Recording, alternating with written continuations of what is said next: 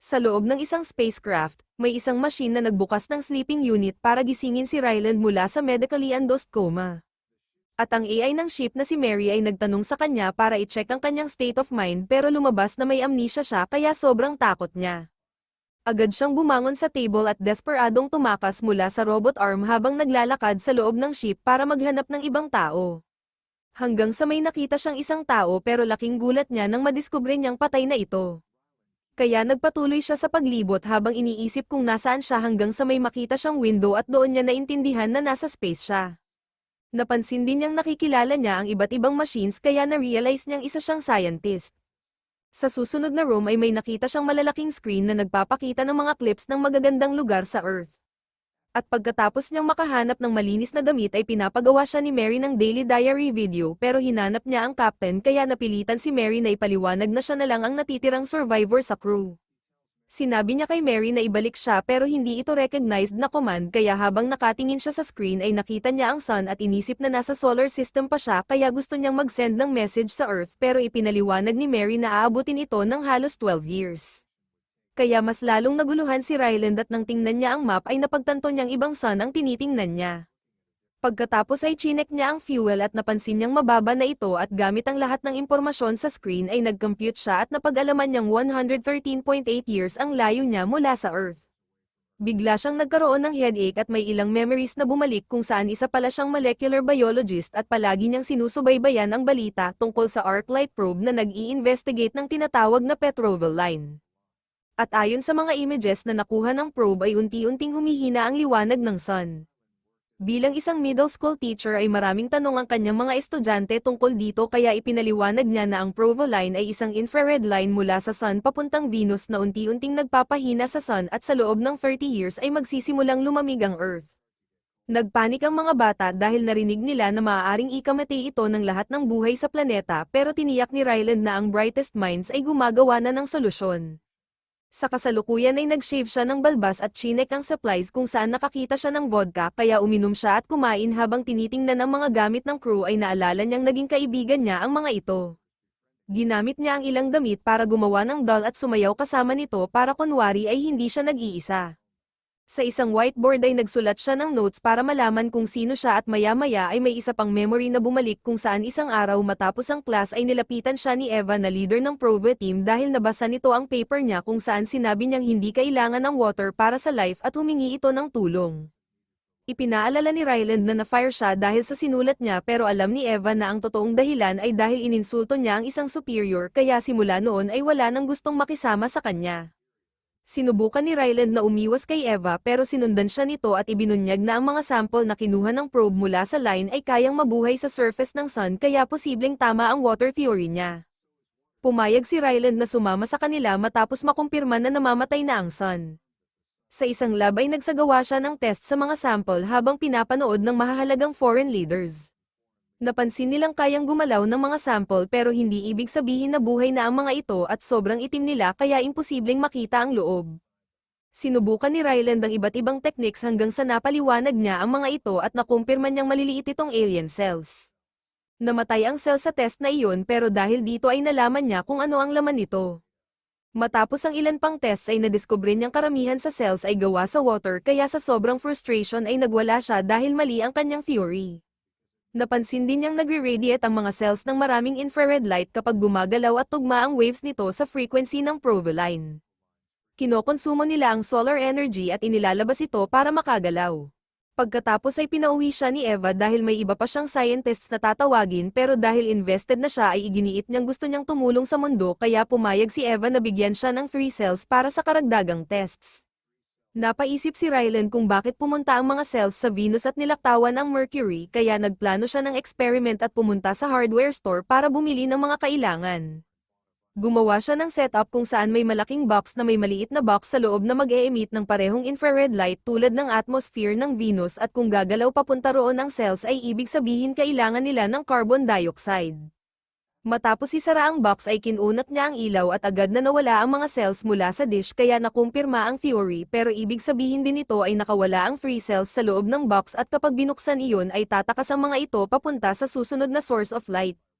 Sa tulong ng mga guard ay isinara ni Ryland ang lab kasama siya at ang box sa loob. Pinatay ang mga ilaw at muli niyang binuksan ang box at mabilis niyang nahanap ang 3 original cells dahil sa glow ng mga ito pero sa gulat niya ay may pang-4 na cell na lumitaw.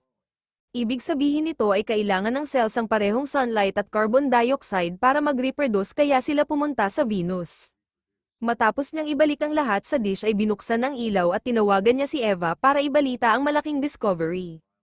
Pagkatapos ay sinundo siya ng military gamit ang jet at sa sobrang bilis ay nagpanik siya kaya napilitan siyang uminom ng sleeping medicine. Nagising siya kalaunan sa isang aircraft carrier at agad siyang nasuka pagkalabas ng jet, agad siyang ipinakilala ni Eva sa team ng mga pinakamahalagang scientists at leaders sa mundo at kahit hindi niya nasagot lahat ng tanong ay nakumpirma ng team na nakuha nila ang parehong resulta sa experiment. Nagdesisyon silang pangalanan ng bagong organism na Astrophy at plano nilang gumawa ng 2 million kilos nito pero hindi maintindihan ni Ryland kung bakit kailangan ng ganoon karami. Dahil dito ay binigyan ni Eva si Ryland ng access sa lahat ng sikreto ng Project Hail Mary kung saan nalaman niya na hindi lang pala ang sun ng Earth ang namamatay kundi nangyayari ito sa iba't ibang bahagi ng universe at sa ngayon ay iisa lang ang star na hindi apektado. Ang Teti na nasa paligid ng 11.9 light years ang layo mula sa Earth. Hindi nila alam kung bakit immune ang Teti kaya ang plano ay magpadala ng spacecraft para malaman ang sagot. Kailangan nila ng sapat na fuel para sa napakahabang biyahe at maaaring maging sagot dito ang astrophage kung makakagawa sila ng 2 million kilos nito. Pero binanggit ni Ryland na ang ganitong karaming astrophage ay kayang pasabugin ng buong California kaya ipinaliwanag ni Eva na iyon ang dahilan kung bakit nasa gitna sila ng ocean para gawin ito. Kahit ganoon ay sapat lang ang fuel para sa one-way trip kaya ipapadala na lang pabalik sa Earth ang results gamit ang probes habang ang mga astronaut ay mamamatay sa space. Karamihan ng biyahe ay nasa coma sila at 3 lang ang kailangan.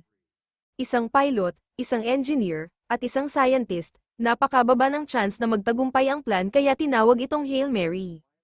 Matapos bumalik ang lahat ng alaala ay tinapos ni Ryland ang paggupit ng buhok at nagbihis ng maayos. Muli niyang chinek ang crew at nagluksa para sa kanyang mga kaibigan. Matapos niyang linisin ang mga katawan ay inilagay niya ang kanilang mga larawan sa kanilang mga bulsa at nagbigay siya ng mensahe para pasalamatan ang kanilang sakripisyo. Habang umiiyak ay nangako si Ryland na gagawin niya ang lahat para matapos ang mission at pagkatapos ay itinapon niya ang mga katawan sa space. Makalipas ang ilang oras ay sinabi ni Mary na malapit na sila sa Teti kaya pinatay ang mga engine at pagpasok ng spacecraft sa orbit nito ay nawala ang gravity kaya lumutang si Ryland. Nang makontrol niya ang sarili ay tumingin siya sa labas at napansin na may provoline din dito pero maayos pa rin ang sun.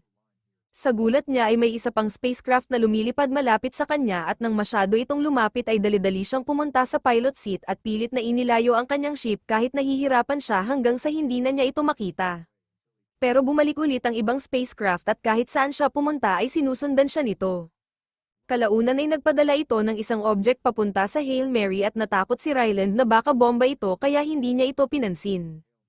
Tumama ito sa kanyang ship at lumayo pero nagpadala ulit ang kakaibang spacecraft ng isa pang object na mas mabagal kaya nagdesisyon si Ryland na lumabas sa space para kunin ito. Matapos niyang isuot ang suit at mabilis na basahin ang instructions ay lumabas siya ng ship kahit medyo clumsy ang galaw niya at matapos ang maraming struggle ay nagawa niyang tumalon at mahuli ang object sa tamang oras. Pagbalik sa loob ng ship ay sinubukan niyang buksan ito pero hindi niya magawa at sa scan ay lumabas na gawa ito sa gas na xenon na wala sa logic. Doon niya naalala ang centrifuge system ng ship kaya inactivate niya ito at nagsimulang umikot ang buong spacecraft. Pagkalipas ng ilang segundo ay naging stable ang ship at bumalik ang gravity kaya muling sinuri ni Ryland ang object pero lumabas pa rin sa scan na gawa ito sa xenon. Iniikot niya ang takip at sa pagkakataong ito ay nabuksan niya ito pero agad siyang binalaan ni Mary na may foreign presence sa room kaya mabilis niyang inilagay ang object sa glove box at kumuha ng kakaibang sphere na may mga linya. Napansin niyang may isa pang takip kaya tinanggal din niya ito at may nakita siyang mas maliit na sphere na may mga rods. Bigla itong tumalon mula sa kamay niya at tumayo mag-isa kaya inihambing niya ito sa map ng space at naintindihan niyang ipinapakita ng alien kung saan ito nanggaling na mas malayo pa kaysa Earth. Inayos ni Ryland ang mga rods para markahan ang location ng Earth at ibinalik ito sa alien spacecraft. Ilang sandali lang ay nagpadala ulit ang alien ng panibagong object na mukhang tunnel kaya naisip ni Ryland ang gagawin at inilapit niya ang kanyang ship. Agad na kinunak ng alien spacecraft ang dalawang ship sa pamamagitan ng paggawa ng tunnel at nagsuot si Ryland ng suit bago dahan-dahan na tumawid hanggang makarating sa kabilang ship at sumilip sa window. Bigla may gumalaw sa likod ng salamin kaya nagulat siya at napaatras sa tunnel pero nakahawak siya sa wall sa tamang oras. Bumalik siya sa window at nakita ang kamay ng alien na gumagalaw at pinakita nito ang mga laruan na ginawa nito tulad ng maliit na Ryland at model ng ship. Sa galaw ng mga laruan ay pinapahiwatig ng alien na bumalik muna siya sa kanyang spacecraft kaya nang makabalik siya ay agad nitong tinanggal ang koneksyon ng tunnel at pinaikot ang kanyang ship tulad ng Hail Mary. Pagkatapos ay muling kinonak ang tunnel at nang buksan ni Ryland ang pinto ay sinalubong siya ng matinding pressure pero ngayon ay may gravity na rin ang tunnel. Sa pagkakataong ito ay naglagay siya ng ilaw habang tumatawid at pagdating sa window ay ipinakita niya sa alien ang model ng ship nito na ginawa niya gamit ang noodles. Mas lumapit ang alien at doon niya nakita na mukha itong naglalakad na bato. Nang bumati siya ay binuka ng alien ang bibig nito at gumawa ng nakakatakot na tunog kaya napasigaw si Ryland at nagtaas ng tol para ipagtanggol ang sarili. Umatras ang alien sa takot kaya humingi siya ng paumanhin at nang gumalaw siya ng braso o katawan ay ginagaya siya ng alien hanggang sa pareho na silang gumagawa ng kung ano-anong galaw. Maya-maya ay kinatok ng alien ang window kaya ginaya rin niya ito at kalaunan ay naintindihan niyang may itinuturo ang alien sa likod niya dahil may iniwan itong panibagong mensahe. Binuksan niya ito at may nakita siyang kakaibang color. Gamit ang galaw ay pinapakita ng alien na gusto nitong tanggalin niya ang helmet pero tumanggi si Ryland. Nagsisimula nang mag-fail ang ilaw kaya kailangan na niyang bumalik pero huminto siya nang mapansin niyang ang collar ay may dalawang ring na tig-8 na sumisimbolo sa oxygen kaya mukhang sinasabi ng alien na may oxygen sa tunnel. Noong una ay nagdadalawang isip siya dahil delikado pero matapos ang sandaling pag-aalangan ay tinanggal niya rin ang helmet at masaya niyang napatunayang kaya niyang huminga ng maayos. Pagbalik sa ship ay pinag-aralan ni Ryland ang unang bagay na nakita niya sa message at napagtanto niyang ito ang Petroval Line kaya ibig sabihin ay nandito rin ang alien para pag-aralan ito dahil ang planeta nito ay may problema rin sa namamatay na sun. Bumalik si Ryland sa tunnel at sinabi na dapat silang magtulungan pero kailangan muna nilang humanap ng paraan para makapag-communicate kaya naisip niyang ang math ay universal at ipinakita niya ang measuring tape. Nagbukas ang alien ng drawer sa wall ng ship at ibinigay ni Ryland ang tape pero nilaro lang ito ng alien. Sumunod ay ipinakita niya ang clock pero wala pa ring reaction kaya napansin ni Ryland na madilim sa loob ng alien ship at mukhang walang mukha ang nilalang kaya naisip niyang bulag ito at gumagamit ng echolocation. Matapos niyang pangalanan ng alien na Rocky ay bumalik siya sa kanyang ship at inayos ang clock para maging nakaangat ang mga numbers. Nang ipakita niya ito kay Rocky ay nakita na nito ang numbers at nag-celebrate pa ito. Sinubukan ni Ryland na turuan itong mag-thumbs up pero dahil sa itsura ng braso nito ay thumbs down lang ang kaya nitong gawin. Bigla na lang nawala si Rocky at bumalik na may dalang kakaibang object na may mga simbolo at umiikot ang mga parts kaya naisip ni Ryland na isa rin itong clock. Maya-maya ay bumalik siya sa tunnel dala ang laptop at microphone at isa-isa niyang tinuro ang numbers habang ni-record ang tawag ni Rocky sa mga ito. Habang lumilipas ang mga oras ay patuloy niyang pinapakita ang iba't ibang bagay at ni-record ang sagot nito para makagawa ng translator ng kakaibang alien language. Ni-record din niya ang lahat ng tests niya para sana maipadala sa Earth. Napansin din niyang gumagamit ang alien ng hindi kilalang material para gumawa ng mga bagay kaya pinangalanan niya itong Zenanite. Isang araw ay ipinakita niya kay Rocky ang astrophage at agad itong nakilala ng alien at sinabing napakasama nito kaya nakumpirma na pareho ang dahilan kung bakit sila nandito. Sinabi rin ni Rocky na masaya ito na hindi na siya nag-iisa dahil may crew din ito na namatay tulad ng nangyari kay Ryland. Nagkasundo sila na ililigtas nila ang mga stars ng magkasama at tinuruan pa ni Ryland si Rocky kung paano mag-fist bump. Gamit ang model sa translator ay pinag-usapan nila ang mga datos na nakuha ni Ryland at nag-experiment pa siya sa iba't ibang boses sa software hanggang sa makahanap ng boses na gusto ni Rocky. Nang umalis si Ryland sa tunnel para matulog ay inakala ni Rocky na kamatayan iyon kaya ipinaliwanag niya ang ibig sabihin ng sleep at isinalin ito ni Rocky sa sarili nitong language at sinabi na sa kanilang society ay sabay-sabay silang natutulog para sa protection. Gusto rin nitong matulog kasama si Ryland pero noong una ay inisip niyang kakaiba ito. Nagbago ang isip niya nang sabihin ni Rocky na nakita nitong hindi na nagising ang crew nito kaya nagdala si Ryland ng mga gamit para gumawa ng higaan at pareho silang natulog malapit sa window. Kasunod nito ay may flashback kung saan ipinakilala ni Eva kay Ryland ang tatlong astronaut na napili para sa mission at sinabi ng mga ito na gusto nilang magkaroon ng paraan sa ship para wakasan ang sarili nila pagkatapos ng mission dahil kung hindi ay mamamatay sila sa gutom na mas matagal at mas mahirap. Ipinakita ni Ryland sa kanila kung paano gumagana ang engine na ginawa nila at ang astrophage ay kayang tunawin ng 1 toneladang metal sa loob lang ng ilang segundo. Sa kasalukuyan ay nahihirapan si Ryland sa kanyang magulong memories nang bigla siyang makarinig ng ingay kaya binuksan niya ang pinto at nadiskubre niyang si Rocky ay nakapasok sa kanyang ship gamit ang isang maliit na pressurized bubble bilang sarili nitong astronaut suit. Naglibot ito sa loob habang hinahangaan ng human technology at pinagsabihan pa si Ryland dahil makalat siya. Sinubukan ni Ryland na ipaliwanag na mas mabuting magtrabaho sila ng hiwalay sa kani-kanilang ship pero hindi ito pinansin ni Rocky at gusto pa nitong magkaroon ng sariling room doon para magkasama silang mag-work. Nagreklamo si Ryland dahil masyadong bossy si Rocky at nakakadiri rin itong panoorin kapag kumakain. Dahil kaya nitong makakita sa likod ng walls at may sobrang talas ng pandinig ay halos wala ng privacy si Ryland. Habang pinag-uusapan nila ang technology ng kanilang mga ship ay napagtanto ni Ryland na hindi alam ng mga alien ang tungkol sa radiation kaya ipinaliwanag niya na ito ang pumatay sa crew ni Rocky at siya lang ang nakaligtas dahil ang workshop niya ay malapit sa astrophage na nagsilbing protection. Nagdesisyon silang kailangan nila ng mga sample ng astrophage kaya pinaghiwalay ni Ryland ang mga ship at pinunta ang kanya sa pinakamalapit na planet at tumagal ang biyahe ng 11 days kaya ginamit niya ang oras para ipakita kay Rocky ang mga recordings ng Earth. Ibinahagi rin ni Rocky na namimiss nito ang kanyang asawa na kasama niya sa loob ng 186 years.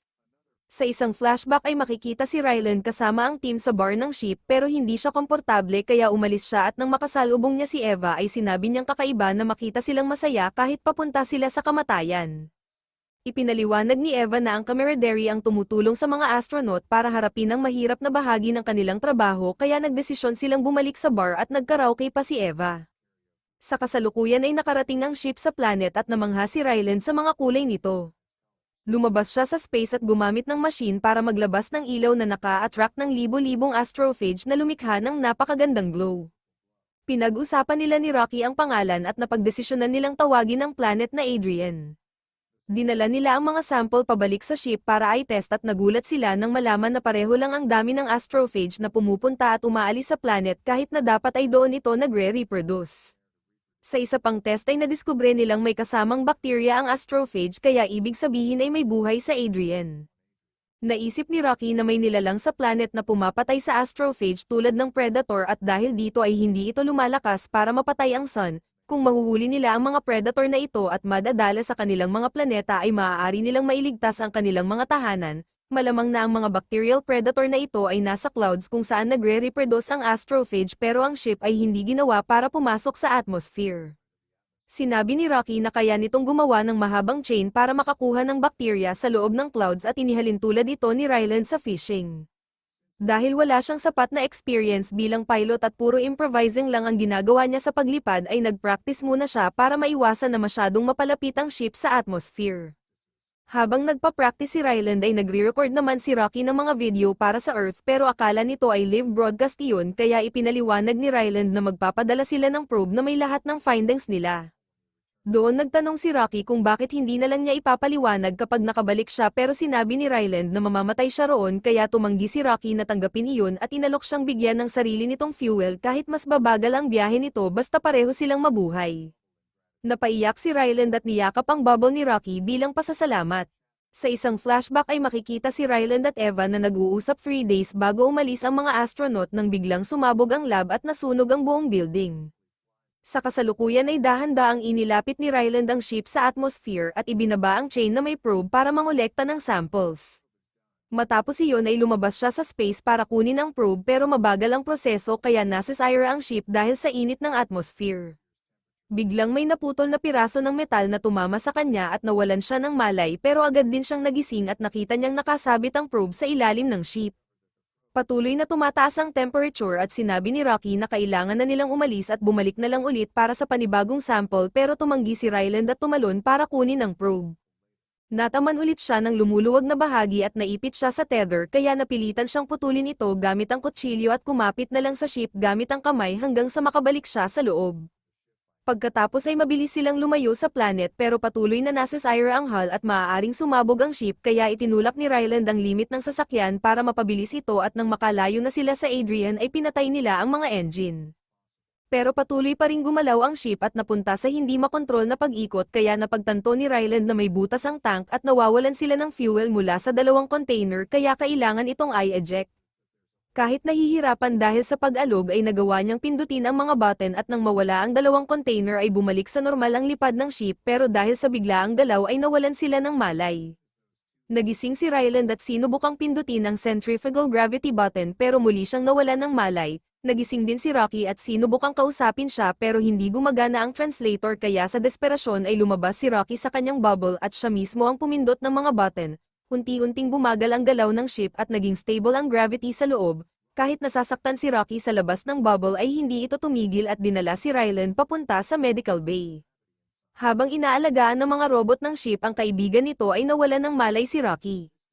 Sa isang flashback ay nabunyag na ang lab ay sumabog dahil sa pagkakamali habang hinahawakan ng astrophage at parehong napatay ang scientist astronaut at ang kanyang backup kaya wala ng oras para mag-train ng bagong tao.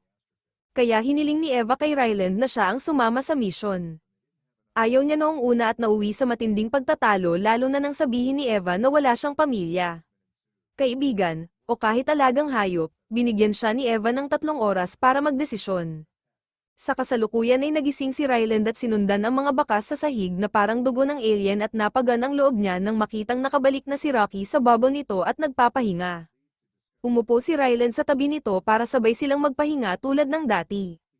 Kalaunan ay nakakita siya ng mensahe na iniwan ni Rocky sa computer na humihiling na iligtas ang kanilang mga mundo. Kaya agad siyang bumalik sa trabaho at nakumpirma niyang nakuha niya ang bakterya na kumakain ng astrophage. Pinangalanan niya itong Tomoa at sinimulan itong palakihin sa loob ng Xenonite containers at binago para makasurvive sa atmosphere ng Venus.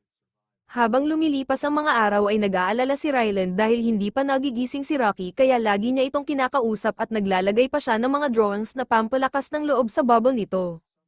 Isang araw habang natutulog si Ryland ay nagising siya dahil sa ingay at masaya niyang nakita na gising na si Rocky at agad niya itong niyakap. Pagkatapos ay tiningnan nila ang Tomoa farm na may sapat ng bakterya kaya sa wakas ay makakauwi na sila at nagdiwang sila sa panonood ng clips ng Furryworks. Nagsuot si Rocky ng Xenite sa mga limbs nito bilang kasuotan para sa celebration habang si Ryland ay gumawa ng paper hats at binigyan siya ng laptop na puno ng human knowledge pati na rin ng stress ball bilang souvenir. Nakaramdam si Rocky ng lungkot dahil wala itong maibigay kaya hiniling ni Ryland na makita ang ship nito bilang regalo. Nang muli nilang i-connecta ang dalawang spaceship ay nagsuot si Ryland ng suit na gawa sa Xenonite at ipinakita ni Rocky ang buong lugar nito habang namamangha siya sa teknolohiya. Bumalik muli sa alaala kung saan matapos ang 3 oras ay sinabi ni Ryland kay Eva na hindi siya sasama sa mission. Ipinaliwanag ni Eva ang kahalagahan ng greater good at agad siyang tumawag ng mga tauhan kaya tumakas si Ryland ngunit nahuli siya at tinurukan ng sedative kaya napilitan siyang isinakay sa ship. Sa kasalukuyan ay tinulungan ni Rocky si Ryland na ayusin ang damage ng kanyang ship kaya handa na silang umuwi. Nagpaalam sila sa isa't isa sa tunnel na puno ng emosyon at gumawa pa ng mga kakaibang galaw bago maghiwalay. Lumipad ang kanilang mga ship sa magkaibang direksyon at muling naranasan ni Ryland ang pagiging mag-isa. Maya-maya ay nag-warning si Mary na may contamination sa ship kaya pinatay niya ang engines para mag-imbestiga. Nang tingnan niya ang Tomoa ay nakita niyang nasira nito ang container kaya agad niyang inilipat ang bakterya sa bagong sealed box. Pero ngayon ay nag-aalala siya para kay Rocky dahil ang buong ship nito ay gawa sa Xenonite. Kung makakalabas ang Tomoa, kakainin nito ang fuel at may iwan si Rocky na stranded sa space. Kaya sa matinding pag-aalala ay kinumpyut ni Ryland kung gaano katagal ang kailangan para mailigtas si Rocky at makauwi. Pero napagtanto niyang hindi niya kayang gawin pareho. Kaya kahit masakit sa loob ay pinili niyang hindi pabayaan ang kaibigan at kinolekta niya ang lahat ng research niya at ang bacteria farm at ipinadala ito sa Earth gamit ang mga probe tulad ng original na plano. Pagkatapos nito ay iniba niya ang ruta ng kanyang ship. Makalipas ang ilang araw ay natagpuan niya ang ship ni Rocky at lumabas siya sa spacewalk para lapitan ito.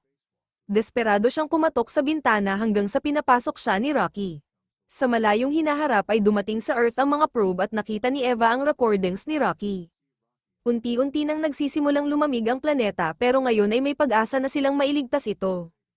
Habang sa planeta naman ni Rocky ay naligtas na ang kanilang mundo at si Ryland ay mayroon ng sariling bahay doon. Natutunan na niya ang alien language kaya nakakausap na niya si Rocky nang hindi na kailangan ng translator.